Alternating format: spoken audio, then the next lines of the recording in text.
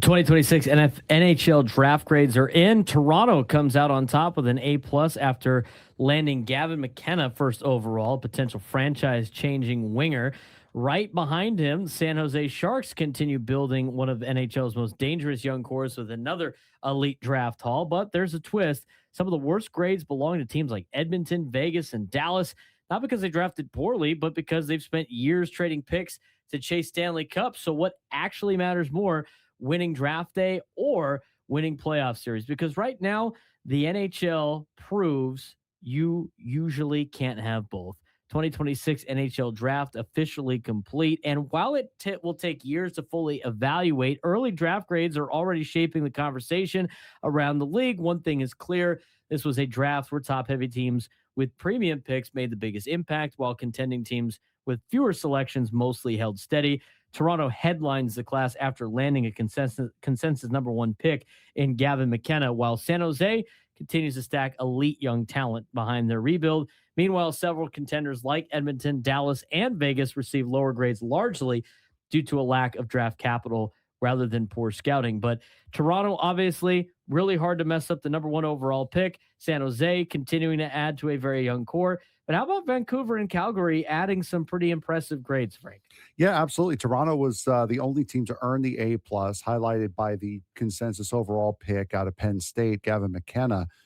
He's viewed as a franchise-changing winger with elite vision, high-end offensive upside, and the Leafs backed it up with a productive draft class beyond just that top pick. San Jose followed with an A grade, adding Ivar Stenberg at number 2, along with defensive Keaton Verhoff and Ryan Lynn, giving them one of the strongest young cores in the NHL. Calgary and Vancouver also earning A minus grades, with Calgary reinforcing its blue line through Carson Karls, while Vancouver made headlines with Caleb Malhotra third overall and continuing to build in depth through day number 2 of the draft. I do want to talk about like some solid hauls, some B+ to B grades. I mean, Anaheim and Buffalo got a pretty good grade in the Bs as well.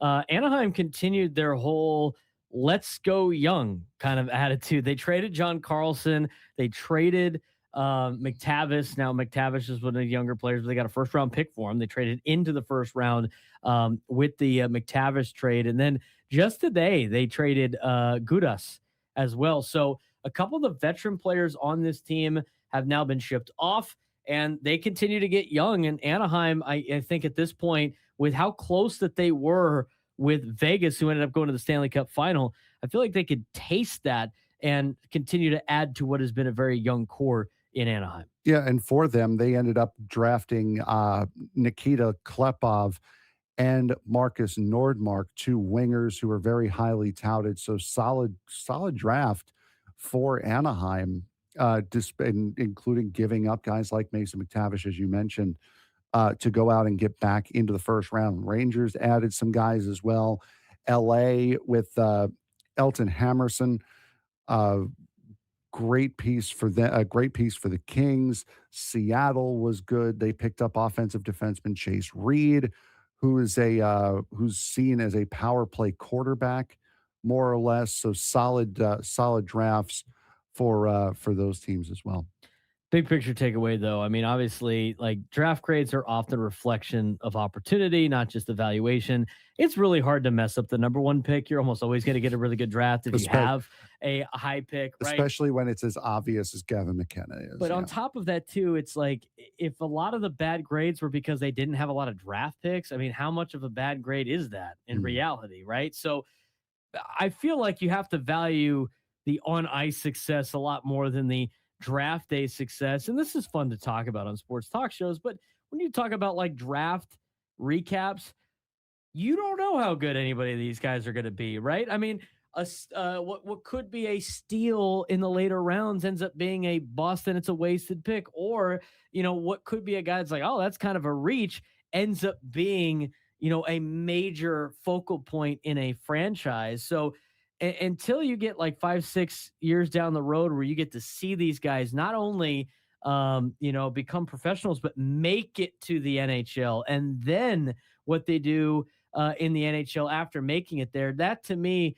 is the best kind of takeaway or best time to really grade a draft is like a couple years down the road once you know what these players turn into. Yeah, it is. It's always fun to do this now and based off the potential and what you see these guys as. But there are guys like some guy like Gavin McKenna is not going to spend a single second with the Toronto Marlies. He's that good. He is not going to. Ivar Stenberg will most likely learn on the job in San Jose, and they've got a very young core of players as well. Do the Sharks. So, but there are, unlike any other real draft, these guys are going to make an instant impact on these teams a lot of the time. So you can for the higher draft picks, yeah, it is fair to do this now. But for the later round draft picks, for the teams that didn't get too many picks, it is still a little bit too early to grade those teams. September is when the preseason starts. It's right Mhm. around the corner. I know hockey season just ended, but I feel like it's about to begin. Got a little taste of it with the draft coverage.